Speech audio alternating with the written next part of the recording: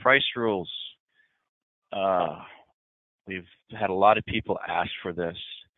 It's going to give you an opportunity to have different groups of people, different prices, a really seamless way to do that. And for our presentation today, we are going to have our group manager, Richard McCain, presenting today.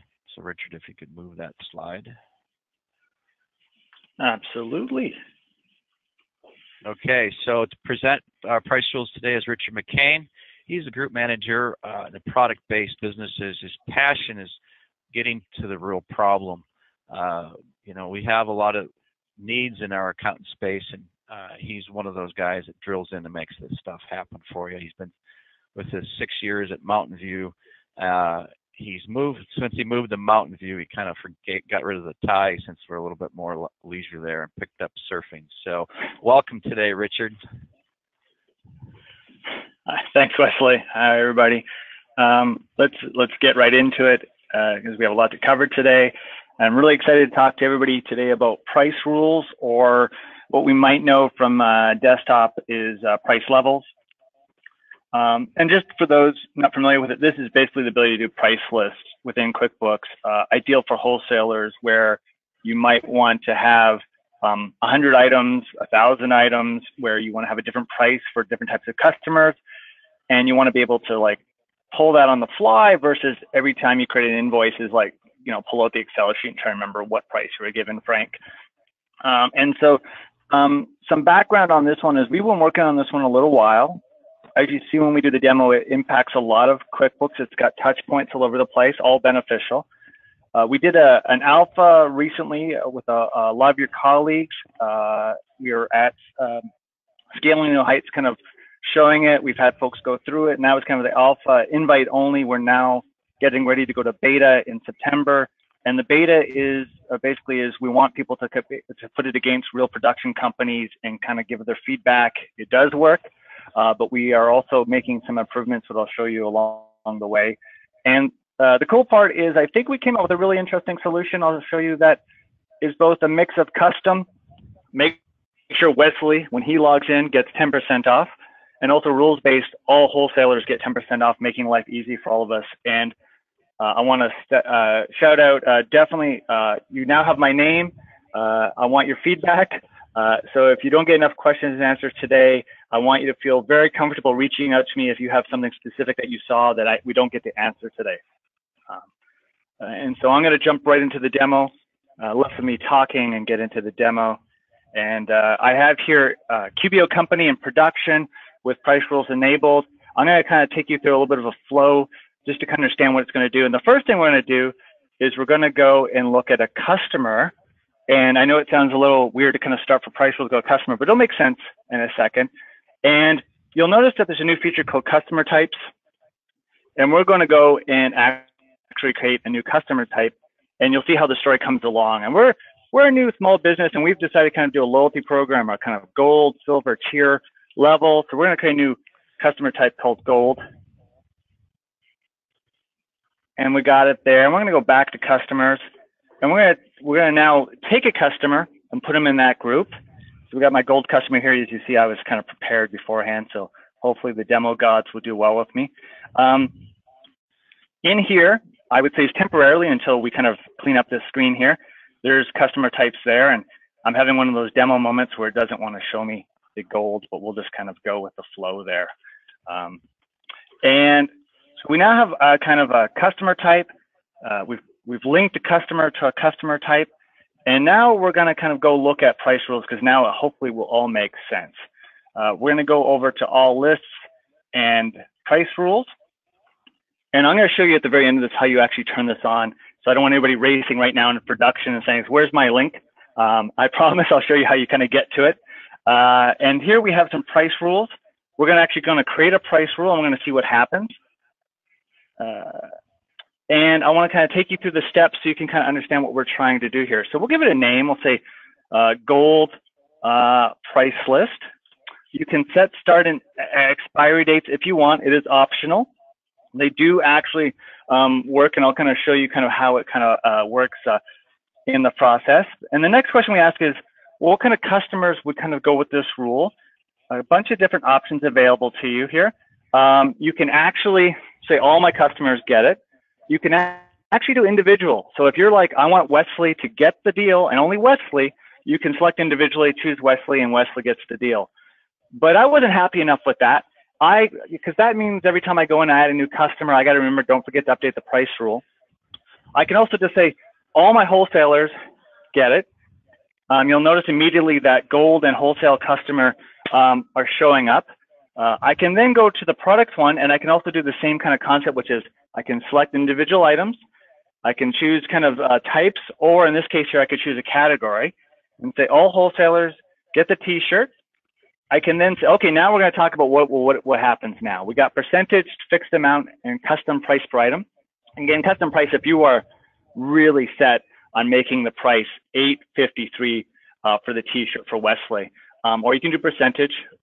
I always like demoing percentage because everybody tries to see if they can do the math. You can increase or decrease the price.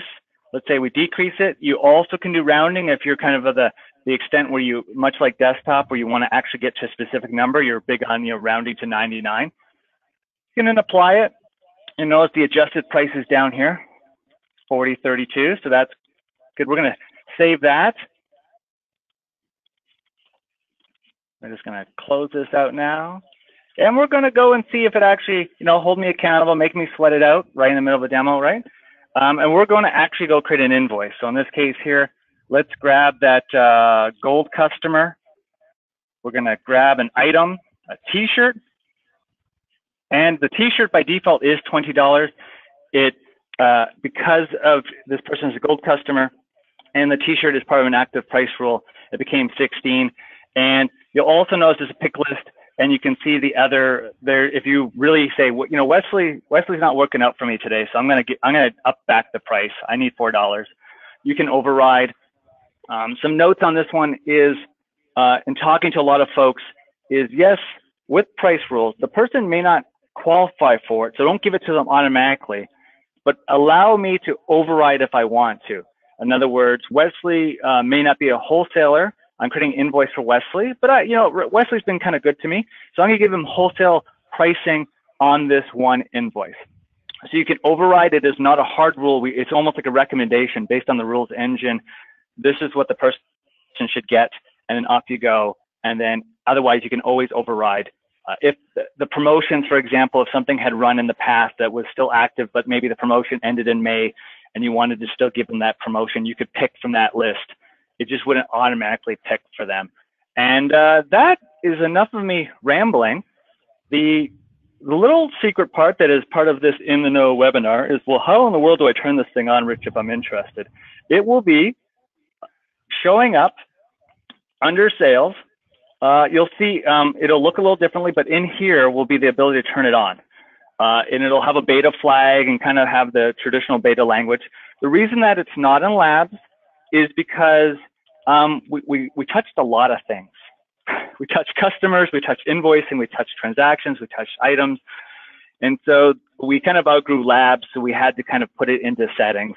I would love it to be in labs, but like I said, we touched so many things in QBO that we kind of broke labs. I kind of feel proud of that. We kind of built something big and strong. And that is me, again, rambling. Hopefully, Wesley, I didn't lose 1,000 people while I talked. Well, hopefully not.